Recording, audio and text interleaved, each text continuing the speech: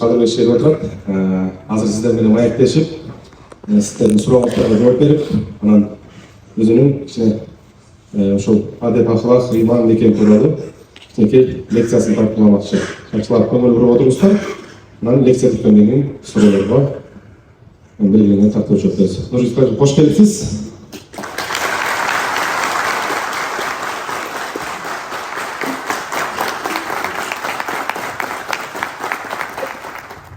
Саламатсыз, урматтуу башчы. Ассаламу алейкум, урматтуу жокерлер, мекендештерим, кыргыздын мырзалары, бүркүттөрү, шумкарлары, жолборстары, арстандары. Мындай сөз ар бир эле жигитке жараша бербейт. Азыр силерде жолборс десе да болот, арстан десе да болот, шумкар, бүркүт десе да болот. Эмнеге анткени кеп максатты. Үйдө жүргөнүңөрдө бүгүн нан табам, базарга чыгам, кичине мүлкүмдү көбөйтөм, карьера кылам, китеп окуйм деген максат болсо, бул жерде бир эле максат. Бир неме болуп кетсе, мекенди биринчи мен коргонду барам деп. Бул максат бар го, экөөний максат. Кыргызда бир сөз бар, максаты бар адам чарчабайт. Бирок кимде кандай максат? Бирөөндө жакшы максат, бирөөндө жаман максат. Бирөөнүн кызын урдайм деген да максат, бирөөнүн малын тонойм деген да максат. Кудай ошондой максаттан сактасын. Биз максатына муктаждыкты алмаштырбалы. Адамдын канча сана, канча өкчө, беш эле муктаждыгы бар. Биринчиси тамак аш, экинчиси кийим кече, үчүнчүсү үй жай, төртүнчүсү кичине улуу, ары бери жоготтабайсыңдар, бул жака мен машина менен келбедим. Анан бешинчиси ден соолугун чың болсо үйлөнүш керек, бүттү. Башка эчтекендерге кереги жок негизи. Бирок адамдын көзү тойбойт экен. Ошо тиричилик дүйнөдө отуруп эң башкы максаттарын унутуп баратат. Мен силерге эмнеге ыраазы болдум? Ар кимиң ар тармактан келдим. Бириң бизнестесиң, бириң мамлекеттик кызматтасың, ар бириң ордуң бар, статусуң бар, бирок мен жок, бар мекенге кызмат келейин. Кызмат кылганы үйрөнүп келейин. Бир айдан кызмат кылыш кыйын, бирок үйрөнүп кетиш бул бир аздык кылат. Ошон үчүн бир айдычы жакшылап өткөзөлү. Убакыт деген ушундай дейт, колуңда кушундай, таптанга жараша түшүндүрөт, кызылдай деп бекер айтпайт. Бир айды кандай пайдалансаң, аскер катары, жокер катары келечегиң ошого жараша болот. Мен командирге, бул жактагы офицерлерге баардыгына рахмат айткым келет. Бир айдын ичинде силерге ата дагы, ага дагы, бир тууган дагы, башчы дагы, устат дагы, өзүңүздөр көрүп атсаңыздар керек, бир дагы министрлик, бир дагы агый, бир дагы көбү үйрөтпөгөн нерсени ушул жер үйрөтөт. Баш ийде береке бар дегенди түшүнүңүздөрбү? Тияка барганда антем, минтем, колум бошобойт. А бул жерде айтып туруп элечи, колуңардан келеби? Бир эле жоопту үйрөнүш керек. Мен жардамчым кече чалсам, бир эле жооп берип калыптыр, так точно деген. Ошол нерсеге үйрөнүш керек. Карасаңыздар, арстан башында турган мезгилде сен ал жагына үйлөнбөй эле кой. Аркасынан жүр, жардам бер, батылдыгыңды көрсөт, жөндөмдүүлүгүңдү көрсөт. Ошон үчүн бул жакта өтө бир сонун мектеп. Эмне үчүн сонун мектеп дейм? Анткени текеберликти сындыра турган мектеп. Бул жакта мынча акчам бар, мен түкүнчөнүн баласымын деп эч ким айта албайт. Айтсаң өзүңдөн эле шору. Бир сөз бар го, никаны айт деген. Ошондой эле нерсе. Мен ушундай нерсени армияда, анан кийин умрада көрдүм, ажыда көрдүм. Ажыда дагы бир да газ тукчан кишини көрбөйсүң. Баардыгы орнонуп алган, ихрам деп коет. Ошо өзүнүн кепини дагы, өзүнүн кийими дагы. Мактанып жүрөбүз, менин мындайым бар, тигиндейим бар, мен андай элем, мындай элем. Дагы бир чоң максаттарды коюп койгонсуң. Ал үчүн эч кимди аябай баратасың. Айтат го, кээ бирлери максат коет да, тоогру айтат. Оставляет за собой только полоса разрушения деп коет. Ошентип баратасың, бирок ким билет, балким сенин кепиниң дордойдо сатылып аткандыр. Өлүм дегенчи бул жашка карабайт. Мүрзүгө баргылачы, карылар анан оорулар үчүн деген жазуу жок. Карылар оорулар үчүн деген жазуу жок ал жакта. Төрөлгөндө кезек бар, туура биринчи чоң ата, анан небере өлгөндө андай кезек жок. Ал жакта баарын табасың. Ошон үчүн баягы бирөөнүн өмүрүндө сабак болот го. Быш электи эле, бышканды эле будайларды уруп атканда барып, эмне кылып атасың деп көрсө, ушуга сабак берген экен. Ошон үчүн өмүрдө эң маанилүү эки күн бар, билесиңерби? Бири төрөлгөн күнүм, бири өлгөн күнүм. Кептин бардыгы кандай жашадың, ошого жараша өлүм болот экен, кандай өсөң ошого жараша тирүү болот экен. Ушуга ишенгиле. Мен бул сөздү кайдан уктум эле? Германияда капысынан бир мечитке жума намазга барсам, аркасынан эле жаназа болуп калды. Ошол жерде түрк экен, имам ошол айтып калбады. Кандай жашасаң ошондой өлөсүң, кандай өсөң ошондой тирилесиң. Ошон үчүн бул жашоонун дагы бир максаты, маңызы ушул: өлгөнгө даярданыш. Кандай өлөсүң? Иман менен кетесиңби, адеп менен кетесиңби, тазалыкта кетесиңби, аркаңды из калтырып кетесиңби, балдар укум-тукумун сыймыктана турган бир амалдар жасап коюп кетесиңби, же улуудап кетесиңби, алдап кетесиңби, тоноп кетесиңби, эчтеке кылбай кетесиңби? Мына бир ай бүткөндөн кийин түшүнөсүңөр. Бир ай эгерде бул жака келбесеңер, бир ай жөн эле өтүп кетти. Бир айыңардын отчетун сурасачы, жооп бере албай каласыңар. Эмне кылдың десе, бир сөз айта албай каласың. Буга чейин канча бир айлар өттү, бир айын сурайынчы, кандай өткөздүң десең, баягы эртең менен турмай, кеч үйдө жатмай, достор менен сүйлөшпөй, аш жемей, кеп жемей, эл кыдырмай, тойломой, ушундай заман келип калды. Пайдалуу иш кылгандар аз болуп атат. Мурда кече мен эл ыргылап жүрсөм, аксакалдар айтып берип атат, андай жөө жүрөт элек дейт. Автобус менен бир шаардан экинчи шаарга барат элек дейт. Канча ишти бүтүрөт элек, кечинде кайра келет элек. Азыр алдыбызда машина бар, жардамчылар бар. Күнүнө бир иш бүтпөй калды дейт. Жатсаң уйкуң камбаган, түн кыскарган заман келди дейт. Кылсаң ишиң бүтпөгөн, күн кыскарган заман келди дейт. Бир айчы, бир көз ирмем. Бир ай эмес, буга чейинки 40 жылыңды деле эстеп көрчү, буга чейинки 30 жылыңды эстеп көрчү. 30 көз ирмем деле эмес, бир эле көз ирмем экен. Ошон үчүн амал кандай болсо адам ошондой болот дейт, адам кандай болсо абал ошондой болот дейт. Абал кандай болсо алам ошондой болот дейт. Бул жака келгениңерчи аябай жакшы болду. Мурда мен бир сыйлаган адам айтты эле, менин атам апамды алыш үчүн 3 жылын кетирет деди. А эмне дегенде, ал мезгилде тура урматтуу командир 3 жыл кызмат кылган жылдар болгон экен, Советтер Союзу армиясында.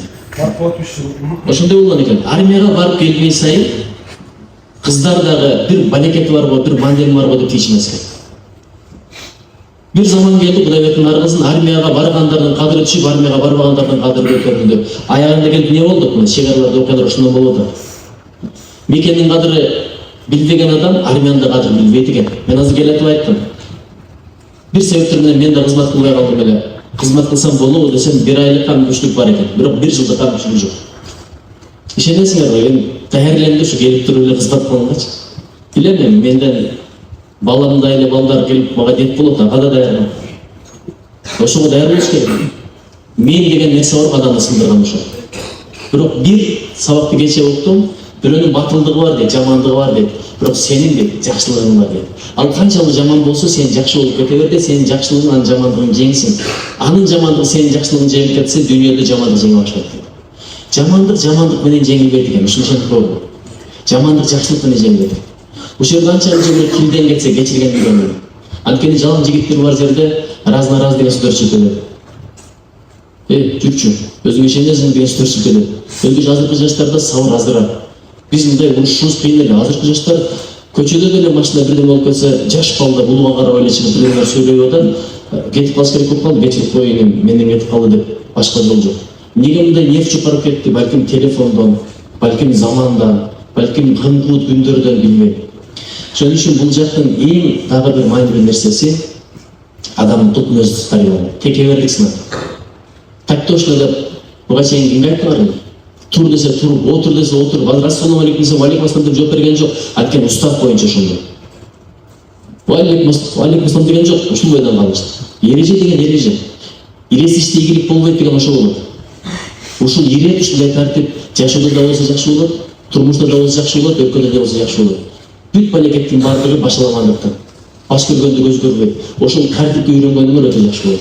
Баш ийгенди үйрөнгөнүңөр өтө жакшы болот. Неге баш ийесиңер? Анткени билген кишилер.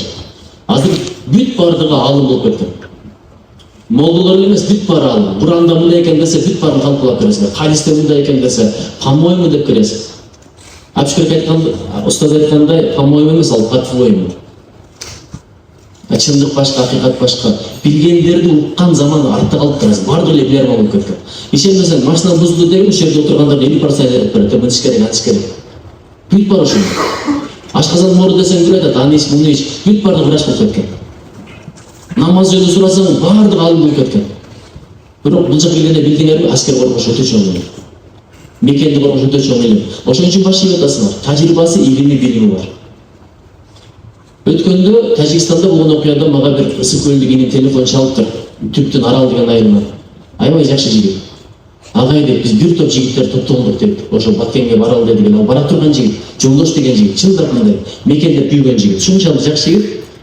Бирок агай барган менен биз не кылабыз дейт, жатканды билбейт экенбиз дейт. Же автомат токтогонду билбейт экенбиз, же чачканды билбейт экенбиз. Барсак жөн эле тигилерге мишемди түркүрөт экенбиз. Ошону бир үйрөтө турган жер барбы деп атат. Көрдүңөрбү? Силердин кадырлар качан билет?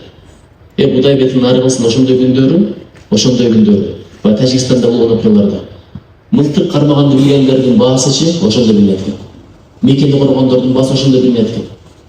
Саясатта жүргөнүң ал башка, TikTok тартканың ал башка, блогер болгонуң ал башка, чылбыз болгонуң ал башка, көрүнгөнгө автограф берип. Бирок ошондой күндөрү ошонун баары бир солдаттын жарына тең келип алат. Аны силер деле сезин ошол. Ар бир атканды билбегендер, окоп казганды билбегендер ошондо ойлонуңар да, мен жебес азыр эмне кылат элем деп ойлонуңарбы? Колумдан не келет эле? Мен барып көзүм менен көрүп келдим ошол жакта балдар. Ошон үчүн жоокер деген жоокер ушунчалык кымбат кесип. Карасаң эки түрдүү көз тозоготун көрбөйт деп атат. Биринчи ким жараткандан коркуп тоогулуп ыйлаган көз дейт. Экинчиси мекеним аманчылыкта болсо экен, эпиликте болсо экен, бирөө басып кирбесе экен, басып кирсе мына мен турам деп уктабай чыккан көз дейт. Силердин көзүңөр ошондой көз. Ким бул жака кандай ниет менен келди? Ниетке жараша же кадыр табасың, же сооп табасың, же күнөө табасың. Жөн эле деп военный билет алайын деп ертең прокурор болоюн, бир күн сот болоюн. Анда ошондой болот. Бирок мен мекен четинде турам. Бул жаратканга жаккан иш. Мекени сүйүү имандан деп туруп бул жакка ниет оңдоп келсеңер, командирдин жумшаганы ысык бүт бардыса аракат көрүлөт да, дагы бүтпөсө экен дейсиз. Азыр ар бир дем алганыңар сооп, басканыңар, кадагыңар сооп, турганыңар сооп. Эгерде күнөө кылбасаңар, тилиңер менен сүйлөгөн сөздөрүңөр сооп, эгерде сөкпөсөңөр. Илгерки армиядан бир жаман нерсе бар эле Советтер Союзунда. Жакшы болуп келишет эле, бирок сөккөн үйрөнтүлөт эле. Эми билем, кээде командирлер катуураак кармабасы да болот. Командирский голос деп коет, дикция деп коет. Азыр мен сыйлап тосуп алып, бирок аскер болуп келсем, мага ошондой эле мамиле, башка вариант жок. Эми баягы жүктөп болуп билбедим беле десең, баягы айткандай диканайт. Эреже деген эреже ошондой. Служба, дружба. Бир айдан кийин кайра сыйырмак болушу. Ошон үчүн мен сиздерден суранат элем, ушул жакта бир тартипти үйрөнүп кетели. Азыр өлкөдө чындап башаламандык, тартип жогурак. Мыйзамды сыйламаган жагынан биринчи орунда турат экенбиз да. Ачыгын айтайынбы? ГАИлер арызданат. Орусу токтотсоң деп, прости, пожалуйста, командир деп пароль мойнуна алат дейт. Же штрафын да төлөйт. Кореец деле ошондой дейт, татар деле. Бирок өзү токтоткондо кыргызстанда талашып келет дейт. Мен мындай эле болуп келаттым эле го, эч кимдер жок эле экен го. Не болот эле, тигил эле бул эле ушул нерсе чачатат да бизде. Эреже деген эреже бүттү, устав деген устав бүттү. Биринчи айта турганым ушул болду. Экинчиси, мен ушул китебимде агай бере турасыз китепти. Бир окуяны жаздым. Ушуну мага Эрдогандын досу айтып берди. Эрол Кая деген аябай тажрыйбалуу саясатчы экен, мен ошол кишиге айттым, мен устатым болмосун деп айттым, тартынбайм. Ошол үчүн улуулардан үйрөнгөндү билиш керек. Бул жакта агай силерге баскан турган деле эмес, чес берген деле эмес, аткан деле эмес. Жакшылап карасаңыздар көп нерсе үйрөнөсүздөр. Адамгерчилигинен, мамилесинен, менеджерлигин, эс тутумун, жоопкерчилигин, тактыгын. Биринчи өздөрү ушулай болсо өздөрөтүндү болбойт инсандар. Мурда тарыхта бирөө болгон го, Имам Абу Ханифа деп бир айтат. Балам таптуу жеп атат. Мен айтсам укпай атат, атасы айтса да укпай атат. Негедир элдин баары сиздин сөзүңүздү угат. Ушу таптууну жебедип айтып койгунчу десе, 40 күнүн алып кел деп турду. 2-3 жыл убакыт өтпөйт. Азыр үйгө кетсиң деген шашкандар убакыт өтпөйт атат. Ким эгерде чындыгынан кылып атса убакыт аябай тез кетип атат. Шенкор. Күткөндө убакыт өтпөйт экен. Ошон үчүн бир сөз бар. Бир сааттын кадырын билгиң келсе деп сүйгөнүн күткөн жигиттен сурат атат. Бир саат, бирок сүйгөнүн күтүп атканда ал 10 жыл болуп кетет экен да. 1 жыл болуп кетет. Көрсөткөр 2 саат болуп күтүп карасам 5 жыл өткөн болот. А 2-3 учурда ооруганда убакыт өтүп кетет. Баягы кыяматтын бир күнү бул дүйнөнүн 1000 жылына барабар сенбейт деп өткөнү бир алмайт болот. Анан бир жолу дейт, связь болуп турат, сиз ошону служада үзүп алып. Бишкекке барып дейт, операция кылдым дейт. Операция кылгандан кийин наркоз тарткандан кийин аябай ооруйт экен дейт. ошо ооруганда мага айтты дейт 4 сааттан кийин өтүп кетет деди дейт. Ошо 4 саат мага чындап эле дейт 4 жылдан ашып кетти дейт. Ушундай сабыр кылып дейт, онтоп дейт, ушу бир саат өтүп деп карасаң 5 мүнөт өткөн болот дейт. Ошондо түшүндүм дейт, баягы сөздүн чын экенин. Анан ошол киши мага бирдеке айтып берди, ошону мен бул жака чыгарма кылып жаздым эле. Окуп деле берсем болот эле, бирок окубай эле мазмунун эле айтып берейинчи. Өзү Нил дарыясынан көрүнгөн кол деп. Ошону мен атайын чыгарма кылып жаздым. Ага 240 бет, 3 бет деген окусаңыз деле болот. Окуй эле берейинчи. Нил дарыясынан бир кол чыгып, алаканын ачып 5 манжасын көрсөткөн абалда узакка туруп, кайра көздөн кайын болот. Ушундай окуя бир нече жолу кайталанганы жөнүндө маалымат ошол доордун Омар аттуу падышасына жетет. Ал ойлонуп, талдап, бул көрүнүш эмненин түйүндөрүн түшүнө албай коет. Ошондо чыгыштан батышка, күнгөйдөн тескеге карай эбегейси созулган чоң өлкөсүнөн окуянын сырын чечмелеп алчу акылмандарды издете баштайт. Көрдүңөрбү, кол туруп эле ушинтип анан кайра кирбей коет да, анан ушун сыр эмне деп туруп, ушуну түшүндүрө турган кишини издей баштайт. Күн-түн тынбай жан жүргөн жас оолдор көп убакыт өтпөй алыскы каалардын биринен андай адамды табышат да токтоосуз падышанын алдына алып келишет. 5 манжа эмнени түшүндүрөөрүн айта аласыңбы деп сурайт өлкө башчысы ага окуяны сүрөттөп берген соң. Көз менен көрмөйүн, бирдеме дей албайм деген жооп жолдоду. Ошондо мен анан алып барат экенмин. Кожолор коштоп, жоокерлер жандап, Нил боюна жеткирилген акылман кылымдарды көлүп аккан, калыбына салабатты өткөргөн улуу дарыянын агымына үңүлүп парасат салып турат. Чындап эле ичинен баягы кол чыгып, алакан жайылып, 5 манжа бири-биринен болушун жалыстаган акыбалда кайра чөкүп жоголбой туруп калат. Муну кум кое караган акылман бир азга ой токтотуп, акырын оң колунун 2 манжасын сөөмө менен ортонун көтөрүп, карагыла 2 манжасы сөөмө менен ортонун көтөрүп, жол жолдогондой ишара жасайт. Ошондон кийин гана кол сууга кирип кетет. Көрдүңүзбү? Акылман ушинтип 2 колун көтөргөндөн кийин гана кол сууга кирип кетти. Себеби эмнеде билесиздерби?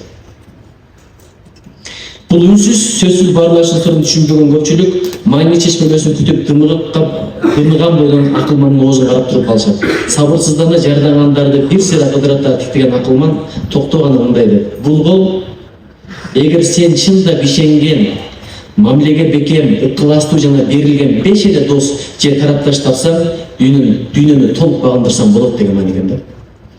Ишеничтүү дос, тарапташ 5 эле болсо дүйнөнү багындырсаң болот деген сөз экен. Акылман ой баскан 100 оолу метр олуп тартып минтип жол узатат. А мен ушунча жашка чейин издеп андай жолдоштун санын экөөнө да жеткире албай жүрөм деген жол экен баягы. Көрдүңөрбү? 5 эле дос тапсаң, чыныгы досту. Дүйнөнү бүт багындырасың. Анан кантип келип кетти десе, сен мынтип эле койдуң го десе, мен ушуга чейин аракеттенип экөөнө да жеткире албай жүрөм деп айткан экен. Азыр дос, жамандын досу көп дейт, жанына пайдасы жок. Азыркы дос дегендердин көбү душман болуп чыгат. Качан акыретте. Анткени күнүгө тартып атпайсыңарбы, кыздар барып келели, сауна барып келели. Карышкыр өлтүрсө 100 койду өлтүрөт. Эми кой да кайра тапса болот да. Шайтан адамды жолдон чыгарат, жүздөгөн адамдарды, миңдеген адамдарды. Бирок андан дагы жаман бир душман бар дейт, ал жаман дос дейт. Тарат менен жүрсөң, дем салсаң, зикир фикир менен жүрсөң, намаз окусаң, тиги шайтан жолой албайт дейт. Бирок адам шайтан туруп өткөндө сен азыр намаз окуп чыгын, мен сени бир жака алып барам. Күнөөсү менде болот, коркпой досуң. Баары чеки-чеки деп. Ошондойлордон абайлаш керек. Андан дагы жаман досуң, душманың кайсысы өзүңдүн напсың. Душманды алыстан издебе десе, көпчүлүгү достордун арасынан издейт экен. Ошол туура эмес. Туугандын арасынан издейт экен. Ал өзүңдүн напсың, өзүңдүн ишиңди ал. Азыр эртең менен напсың турба деп атабы? Эмне үчүн устаз? Ошого карап тургузбайт экен, ошон үчүн. Тургандан кийин ыраазы болуп атасың турганда, туурабы? Ошон үчүн бул жакта дагы бир жакшы жери дос табасың. Мурда Кыргызстан боюнча издеп таба турган достор бияка өздөрү келип атат. Бүт региондордон бар. Ошого күчтүү, күчсүзүңдү кордобогун. Эң көп соопты ким табат дейт? Күчү жетип туруп, бирөө жимнеп тийсе, ошону колдонбойгон, кечирип койгон адам. Күчү жетпей туруп кечирген адам. Майк Тайсон мага тийсе мен кечирип коем, айлам жок да. Же Хабиб тийсе көчөдөчү, мейли мен кечирдим деп коем да, башка эмне вариант бар?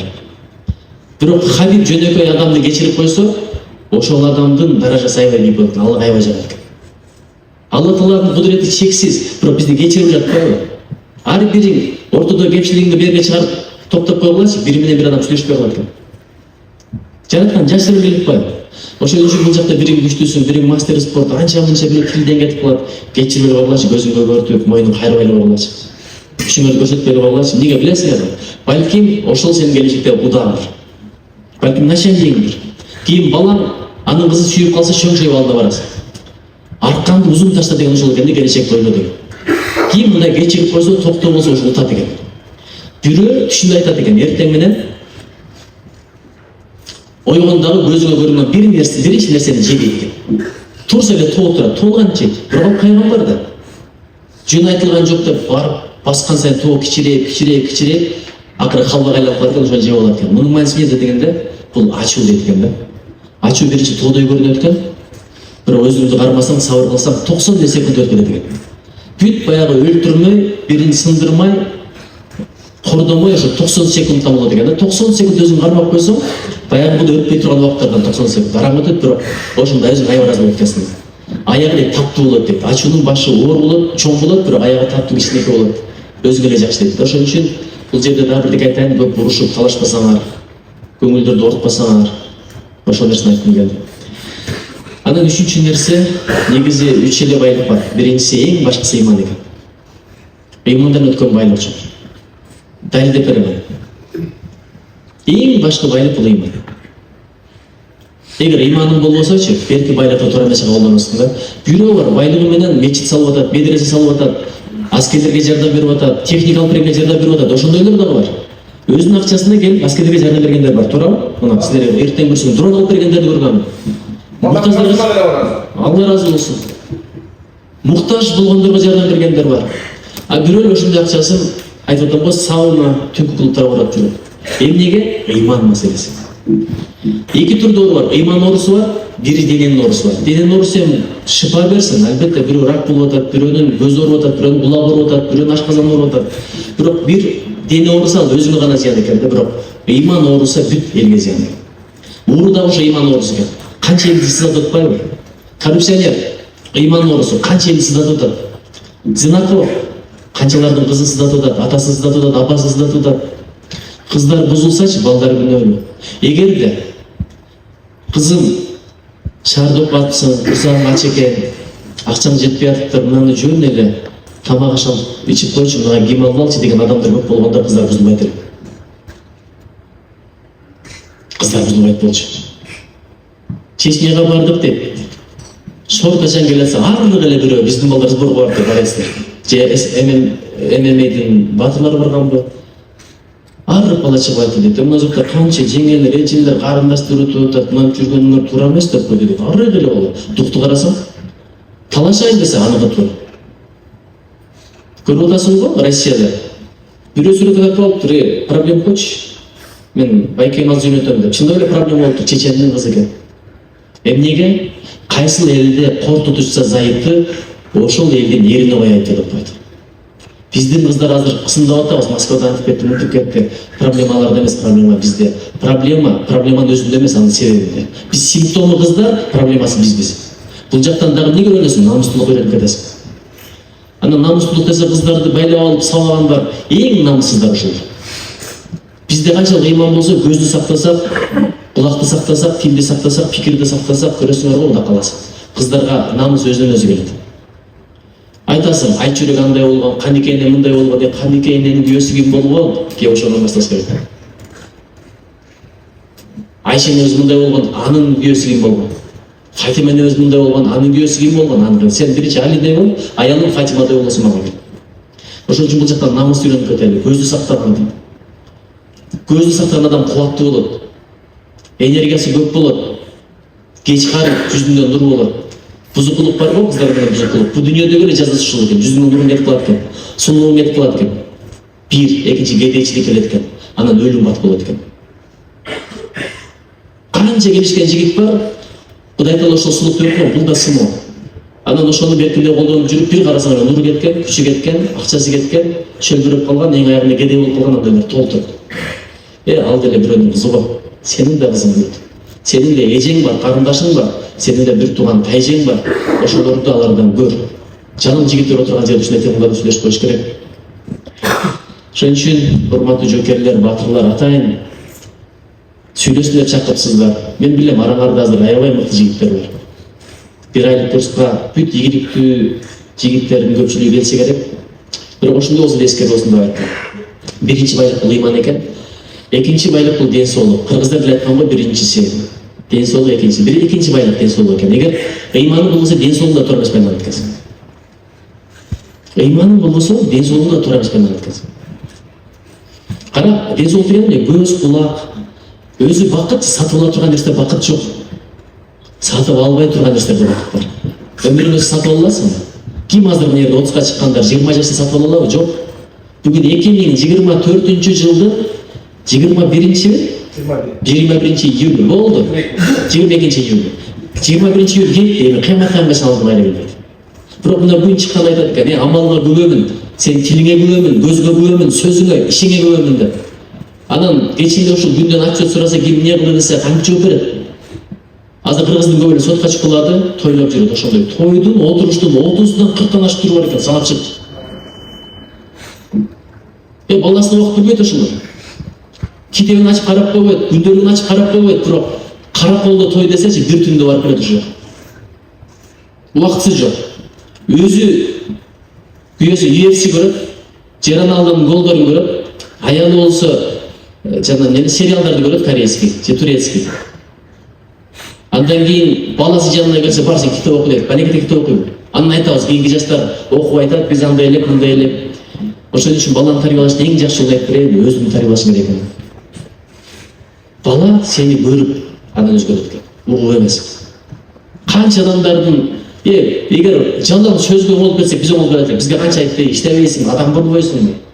Кечке чейин уктайсың, айтпайсың, унутпайсың дегендер канча оңолуп кеткен жокпуз го. Бирөө отуруп алып айтат экен.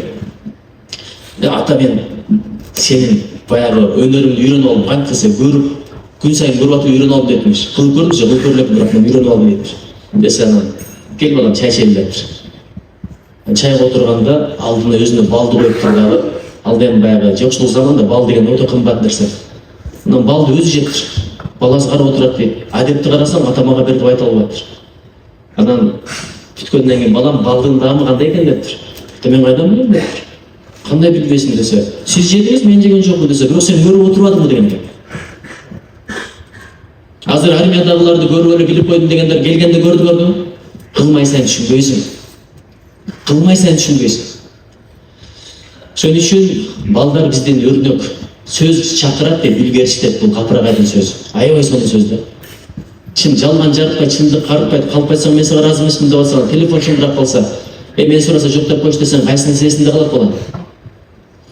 Ошон үчүн ден соолук деген көз, тил, кулак, бут. Эгер ыйман болсо көздү туура байланат экенсиң, тилди туура байланат экенсиң. Кулакты, бутты баарын эгер ыйман болбосо, мына экинчи байлык аны да туура басып келет экен. Аны менен же шормун табат экенсиң, же бактын табат экенсиң. Айтат го, же түзүүчү болосуң, же бузуучу болосуң. Эгер ыйман болбосо, ушунун баары бузуучу болот. Сурагы бар, ишенип койгонун бардым. Анан үчүнчүсү ошол мал мүлкү. Ошол мал мүлкүң дагы биринчи, экинчи байлык болбосо, мунун баардыгы жөн эле. Элестетип көр, ден соолугуң болбосо, ак сарай салып койду. Атаң сага джип алып берди, көзгө көрүнбөйт. Азыр канча адамдар бар, эң чоң тилеги дааратканага өзүм барып келсем экен. Ушундай адамдар бар, дааратты өзүм ушатсам экен дегендер бар. Мен депутат катары мына Тоора менин жардамчым болуп жүрөт. Келди го баягы Тоора операцияга деп. Не болду десе, аттан жыгылыптыр, баса албай калыптыр, баса албай калганда мейли эле, зара кыла албай калды дейт. Ичин кечип туруп шленка менен улап койду, ошентип отурабыз дейт.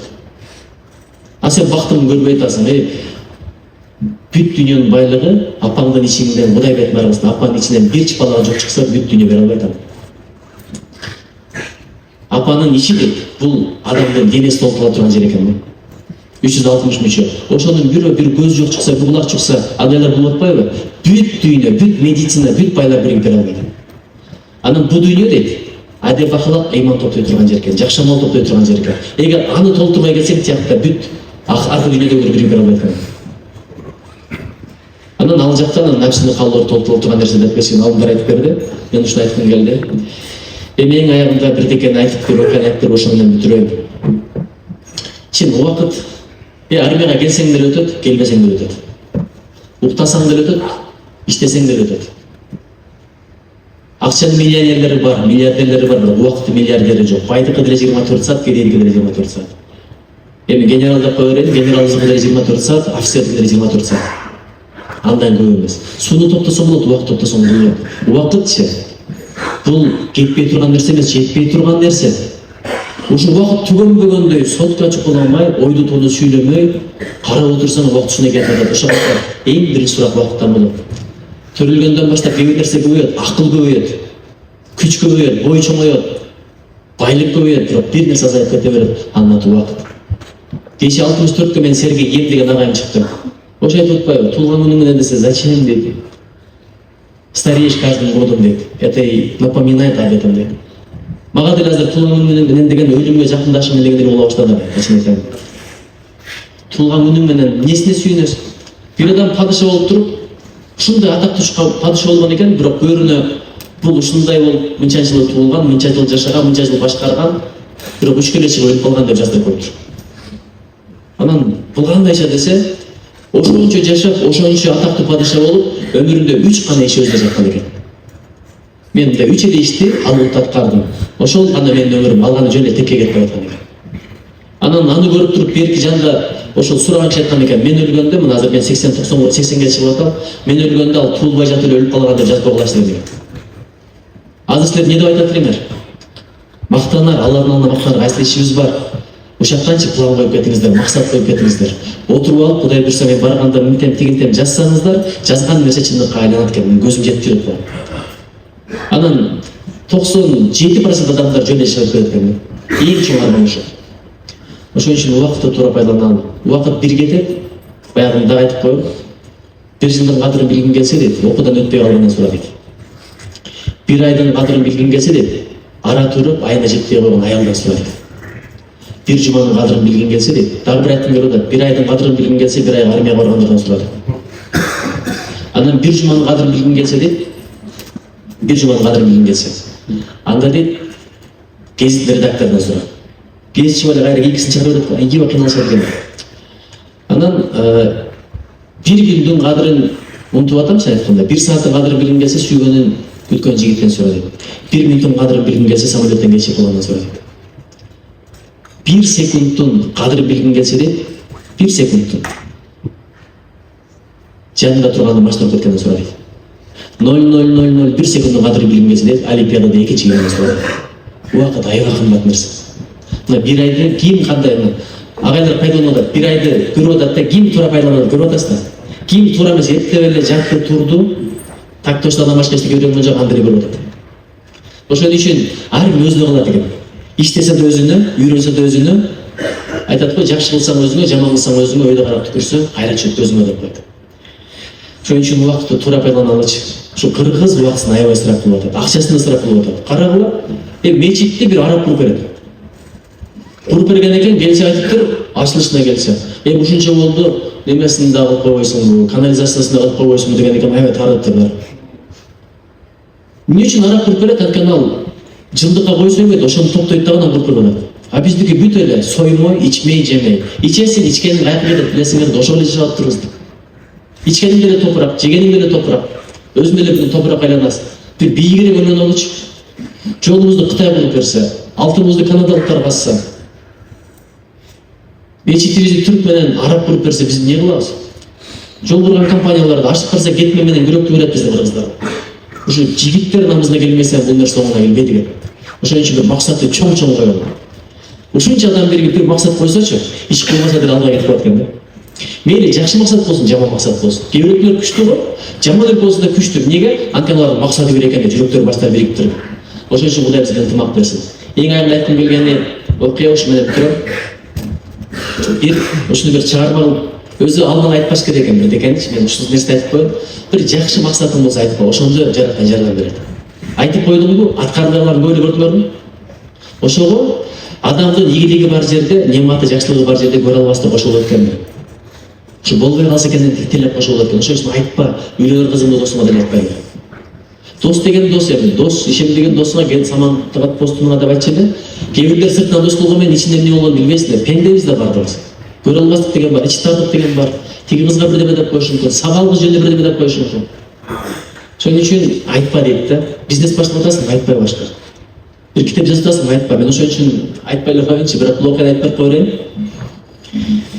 Бир адам үйүндө отурса, эшикте бир тыкылдатып калыптыр. Кыштын күнү суу кызгар. Мына кырын келип ачса, бир муктаж адам да. Көзү балбылдап жанып турат, бирок муктаж адам.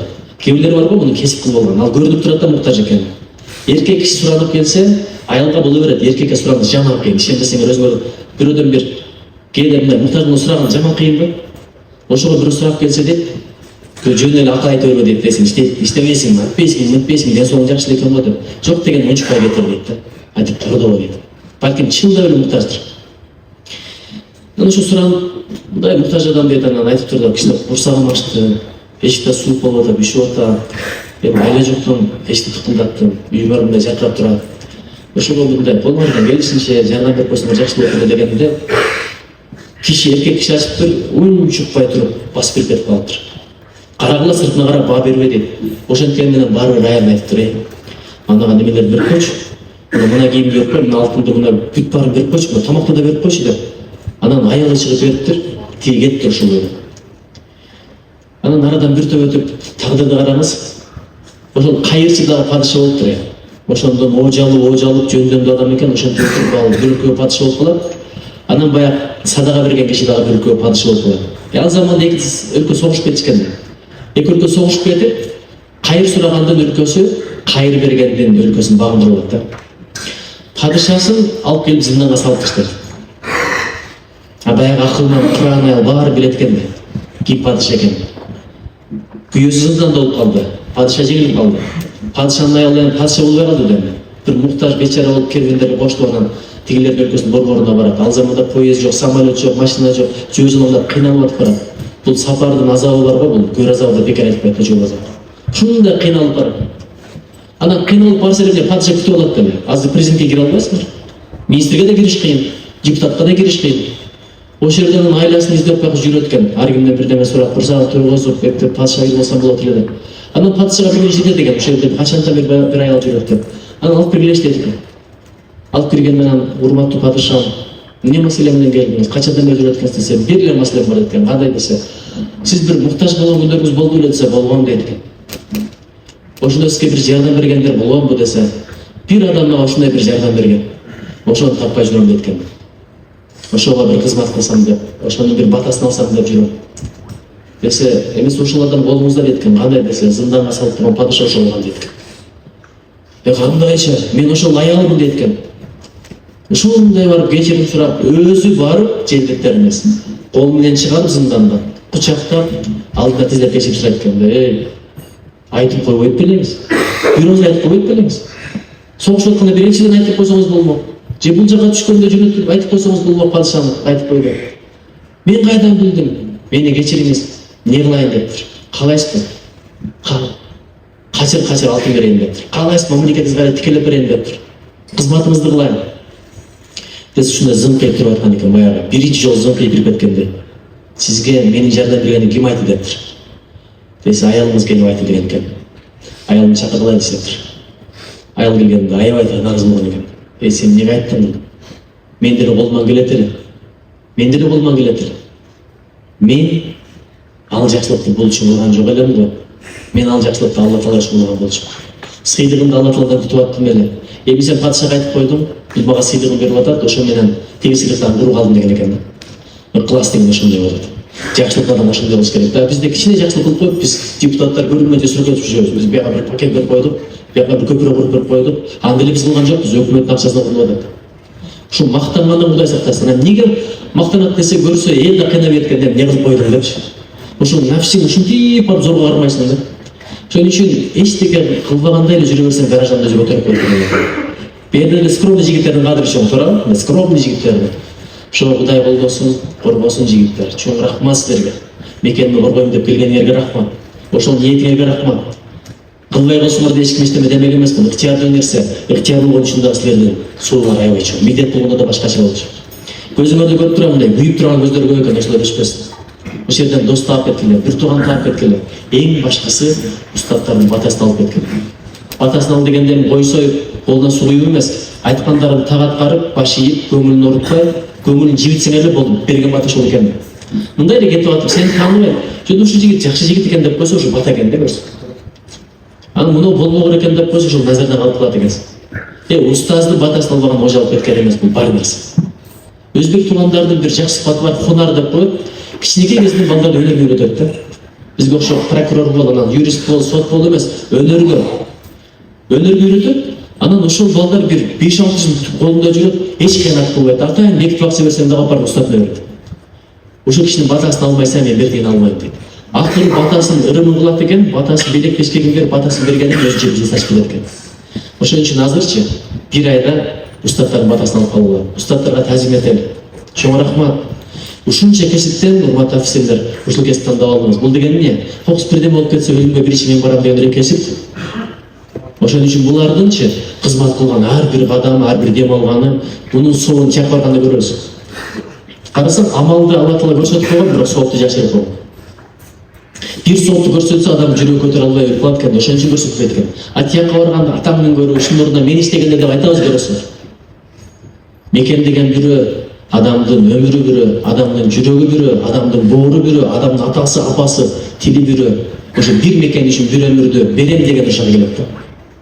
Карагылачы, Элеман өлүп кетти, бирок Элеман деген жүрөктөрдө жашап атат. Өткөндө Баткендеги окуя бир спектакльди көрдүңүздөрбү? Көрүп алып жаман ыйлагым келди. Ошол жакта барып кызмат кылып жум калдык, бала каза болуп калат экен. Мына жакында той болот деген. Андайларды да ылайым көрдүм. Бирок Кудай кааласалар жөн кеткен жок. Иншалла шейит болуп кетишти. Бирок шейиттер болбой эле койсун. Биз өзүбүздүн аскерлердин ушундай куралданганын парадтардан эле көрүп жүрө берели. Кудай бизге ушундай сүр берип койсун, ошол сүрдөн сүрдөп эле эч ким батын алмасын. Өткөндө келатсам Өзбекстан чегарасында, Баткен тарапта бир солдат турат, жалгыз курал. Бир куралчан турса деле сүр экен. Өлкөнүн бир.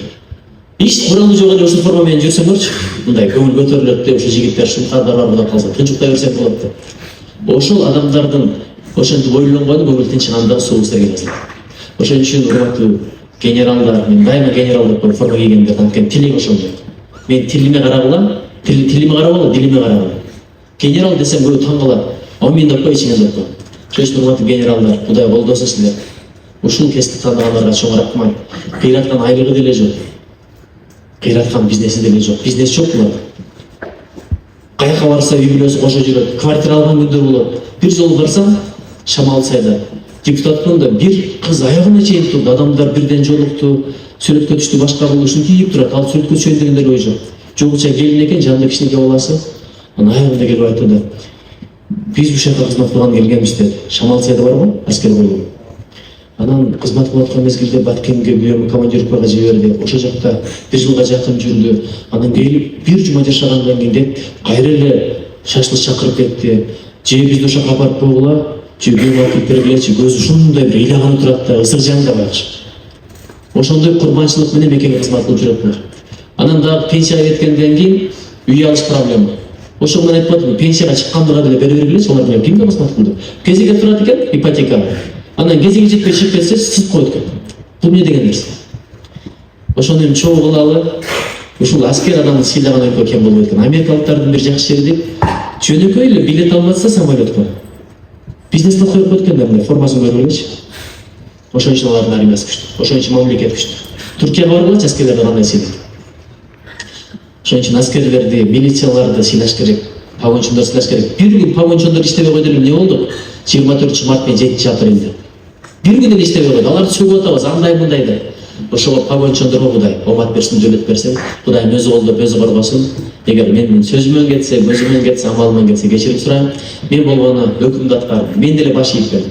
Келип сүйлөп берсин дептир, өкүмгө баш ийип мен сүйлөп бердим. Эгер андай өкүм болгондо мен сүйлөбөйт элем. Ошон үчүн Кудай колдосун, аман эсен баргыла. Анан эң башкысы ата менен апанын кадыр билип атасыңар, баргандан кийин сыйлап кеткиле. Бул жерде апаңар тамак пиширип коюп, тамак жеп ал десе, анан келип жейли дедим го дегендер ошентип көрмөңүз берби? Офицерлер күтүп турабы экен, хорошо биз ыстып турабыз анан дейт. Ошон үчүн атанын апанын кадырын биле турган жер. Ушуну айтайынчы, айтып коеюн. Эки түрдүү адам өзүнүн ырзыкысынан камсанабасын дейт. Биринчи ким десе, ата менен апаны ыраазы кылган дейт. не кылсаң деле ырысыңда береке болот экен. Дыйканчылык кылсаң деле, соода кылсаң деле, кетмен чапсаң деле, арак чапсаң деле. Бирок экинчи да бир адамдар бар экен, алар да ырыскысына камсанабасын. Кимдер десе, ата мен апа нааразы кылгандыр. Не кылса деле ырыскысына береке болбойт экен. Акырети үйгүз болот. Ошого барганда кошоматты бир гана ата мен апа кылыш керек экен негизи. Анан устат кылыш керек экен. Экөөнө гана. Начальник эмес. Ошого Кудай колдосун, атаңар апаңар силерди бергенде мындай. Анан айтайынбы, барганда баары карайт. Өзгөрүп келген жок. Эгер ошондой эле ойду тоону сүйлөп, уктап, жалкылып жүрө берсеңер, кыргыз армиясынын кадырын кетиресиңер, баргандан өзгөрүп баргылачы. Өзгөрүүлөрдүн өнүгүүлөрүнүн өлкөсү болобу. Чоң рахмат.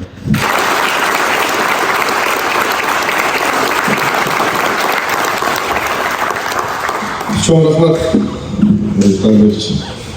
Мындай бир өзүңөр деле байкап отурган бир таасирлөнүү болду. Урматтуу офицерлер, мына азыр биз кылып аткан, ойлонуп, күнүгө иштеп, сүйлөп, эртең мененки коюлган тапшырмалар, кечкиндеги алардын тактамай, азыр ушуну биздин агай сөз менен тактап берди. Көрдүңүздөрбү, бир нерсе тактап берди. Тастыктап, мындайча айтканда доказать этип берди, мына ушундай болуш керек деген. Урматтуу жоокерлер, мен силерден биринчи келген күнү маектешүү жүргүзгөндө ушундай бир ой менен айткам, ошону да тастыктап берди асыл силерге айткан. Намыс баарынан бийик турсун деген сөздү мына азыр сөзү менен далилдеп агай тактап берди. Ошондуктан жигиттер, азыркы мына айткан сөздөр, насааттар агайдын айткан, кулагыңарга бекем түйүп, жүрөгүңөргө бекем кармап, эртең ошо жашоодо колдонгула ушунун баарын. Силер келечексиңер Кыргызстандын, силер келечексиңер. Кыргызстандын келечегин жакшы жашоону силер куруп бересиңер. Эртең бир кызматка келип калганыңарда баарыңар, эртең бирөөнүн колуңар келип калганда ушундай азыркы айтмакчы текеберленбей бир кыргыз эли үчүн, кыргыз армиясы үчүн, деги эле кыргыз элинин келечеги үчүн деп мындай өсүп келаткан жаңы муундар үчүн деп бир салым кошуп иштеп кеткиле жигиттер. Баары силердин колуңардан келет. Бүт баары силердин колуңарда болсун. Агай сизге чоң рахмат. Ишиңизге ийгилик, ар дайым кыргыз элине ушундай кызматыңызды кылып жүргөн, сизди тааныйбыз. Көбү сыртыңыздан тааныса, көбү жакындан тааныйт. Мына азыркы сүйлөгөн сөзүңүздөн эле берген сабагыңыздан канча таасир калды. Түшүнгөн адамга бул дагы бир өзүнчө бир жан дүйнөнүн байлыгын берип кеттиңиз. Ишиңизге ийгилик, талыкпаңыз, ошо кыргыз элине болгон эмгегиңиз кайтып сиздин дагы уул кыздарыңыз ушу сиздерди сыйлаган, сиз сыймыктанган, жүзүңүздү жер каратпаган баатыр эр азамат кыздардан болуп кыргыз элине кызмат кыла бериңиз. Биз сизди урматтайбыз, бактайбыз. Чоң рахмат.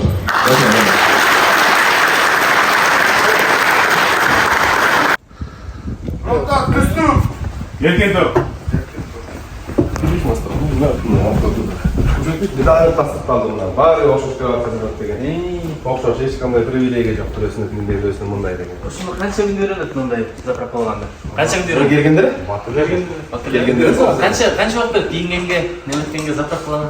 Эртең 6-да тойлоп турабыз, анан 6-15ге чейин сыртка сизди таштап жетишпесек да. Баарын кылып, кийинип. Жок, бул жакка киресиз, кайра келип 6-да почта келип заправка. Саят кызыңыз. Эртең менен 6-да ойгонуп, туруп, туалетке барып келип, кийинип чыкканда 15 мүнөт. Автомобиль зарядка келсе, анан келип туруп, тазалаша, анан жуунуша. Тазалап анан. Жетинчи туруп. Просто мен